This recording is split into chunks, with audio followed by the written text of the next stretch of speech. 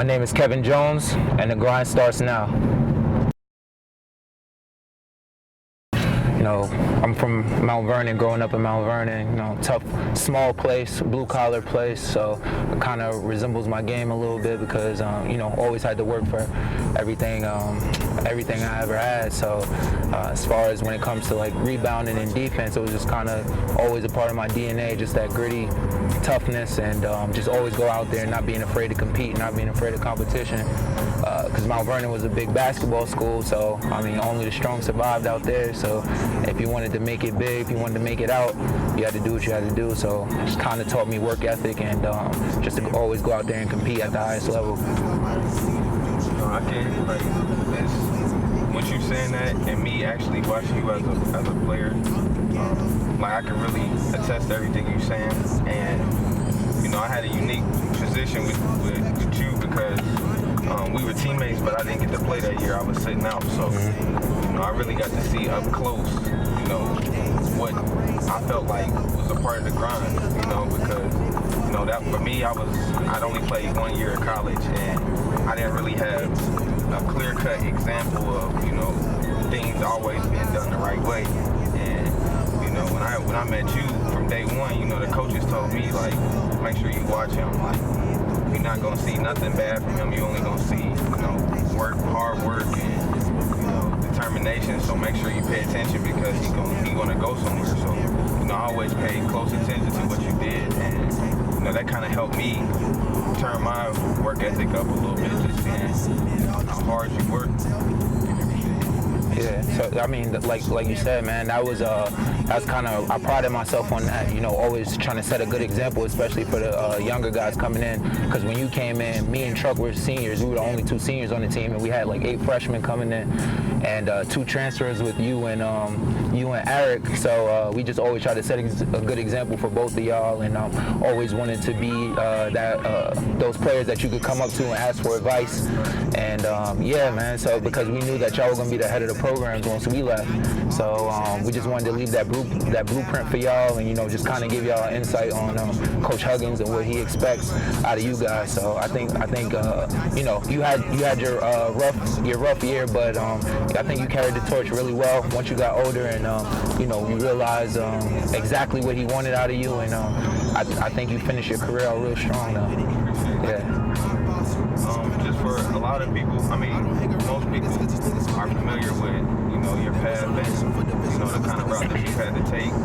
But, you know, I feel like your story is unique because it like epitomizes the grind. You know, because like I said, I got to watch. So, you know, I was literally courtside. I watched you go 20 and 10 every night. You know, I watched you lead the Big East in points and rebounds and do it every single night with, you know, having the focus. And then, you know, I can also say, you know, I know what it feels like to give it all and leave it all out there, and, you know, for a goal to get drafted to be in the league and then not go the way that you feel like should go based off of not only how you feel personally, but, you know, numbers don't lie. Yeah. You was a 20 and 10 man every night, and I seen that, you know, and for me, I felt like I was an 18 and 5 man every night, so it's like. Never got handed anything in the first place, so why would this be any different? So once I got that mentality back, like, you know, this is nothing different from anything else I experienced. I always had to prove myself. I always had to, you know, go the extra mile to get what I wanted. So I just didn't stop from there. I didn't let that discourage me. So, and I had a great support system. I have a great support system with my family, so they never let it get me down either, and always supported me whenever. They always had my back whenever I was at my lowest. So I got to thank them a lot too, because if it wasn't for them, I might have spiraled down and, you know, might not have got back to that point. That's crazy, because some people are gonna watch this, and a lot of people gonna feel this because, you know, they seen the numbers, you know, they seen the work. You know, anytime I'm somewhere and, you know, people ask me, oh, you went to West Virginia, you know Kevin Jones? I'm like, yeah, I know. Like, everybody knows who you are. They know the work you put in. So, you know, when they hear that, they gonna see, you know, how you really felt. And like me, from my perspective, I've seen it day in and day out. So, and I lived through it too. So it's like, you know, it happens. Like, you know, and it's hard to get through, but, you know, you gotta find a way. You know, and with being overseas, you know, I feel like that's also a separate grind in itself, especially when you've been focused on the league. You don't grow up thinking about, dang, I'm gonna gonna have to live out of the country for 10 months. I'm gonna have to eat this food. I'm gonna have to, I ain't, you know what I'm saying? I don't know nobody over here. My girl ain't over here. I'm by myself. So it's like, that's a whole different grind that you gotta just, at the drop of a dime, prepare yourself for it. Okay. How did you adjust to being overseas? How like that first year go for you, and like what would you say is like something that if you could tell somebody or prepare somebody for going overseas, what would you tell them? Man, for me, well, my first year out of college, I got a training camp deal with the Cavs after I didn't get drafted. So I made it all the way to like the last possible day you could go, and then they cut me, but they really liked me, so I ended up playing for the D-League team, which is the Canton Charge. And luckily, Mike Ganzi, West Virginia guy, shout out to Mike Ganzi. He looked out for me. He was the GM of the team, so I got a lot of playing time, got to flourish there, and I just pretty much did the same thing I did in college. Went out there, I think I averaged like 25 and 13, like the first 5-6 games, and then I got an automatic like call up, and they signed me for the rest of the year. So that was, man, just when I put my signature on that dotted line, man, it was just like everything that I went through, it made it all worth it, you know, once you finally get that moment. And actually made me appreciate it more than probably if I would have got drafted, because it's like, man, all the things you went through, you finally see your dream lived out. And so fast forward, I played with the Cavs for a year, blah, blah, blah, and then, which was a great experience, not to just bypass that. But then my first overseas deal was with in the Philippines, playing in the PBA, San Miguel Beerman. Man, it was crazy, because I'm like, this is a new country, I'm not gonna be around family. I'm a family-oriented guy, so I've never been, not been around my family or have them support me at a game. So just to see that, I'm around people who don't speak my language, nothing familiar with me, I'm not familiar with them in any kind of way. So that was just a bug out. The flight was like a day, took me a whole day to get there. Yeah, so like this is me. I'm 23 at the time, 24, and I'm like, man, this is all crazy. But then you realize why you're there, and you've been playing basketball all your life, so this is no different. I mean, the circumstances might be different, but basketball is still the same. So I just had to realize that. I sat back. I had good teammates, luckily, which, I mean, not everybody's afforded with good teammates overseas. So that's a big deal. And man, they made my first season overseas like enjoyable. So I didn't have that same stigma as I did before going over there. You know, I was more willing to look at overseas deals instead of just always running back to the G League or always doing summer league, because you ain't getting no real money there at all. So that was my thing.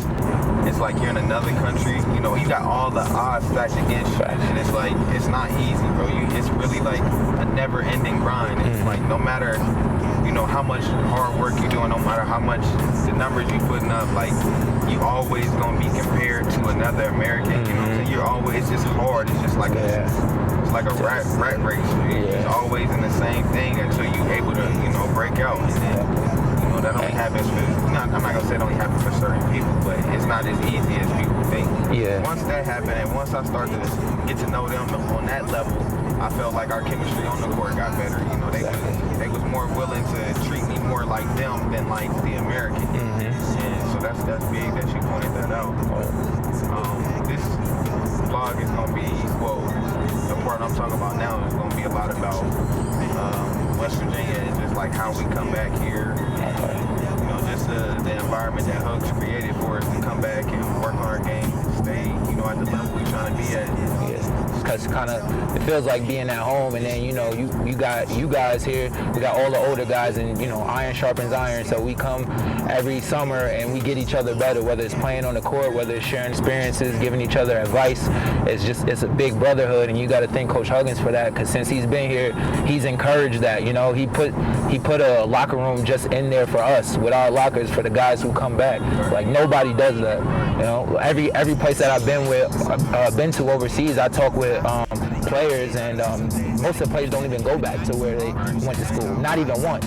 So when I say that I live in the town where I went to school at, like, people don't believe me. Right. Nah, they don't understand. Yeah, they don't understand the brotherhood and the alumni games and the TBT tournament. It's crazy. It's just to think about, you know, because coming here, I didn't think it would be like this. Coming from New York, going into West Virginia, I didn't know what to expect. Right. I heard so many like stories about West Virginia, and you know, we're not gonna go into exactly like what I heard, but it was never good. It was bad. But when you get here, it's like, yo, this ain't what I expected, and it's a pleasant surprise. So just to be here, man, like I said, this is second home for me, and definitely at least until I retire, which I don't know when that'll be. I'm definitely gonna be here because it's no other reason for me to go anywhere. Right. You know. Right.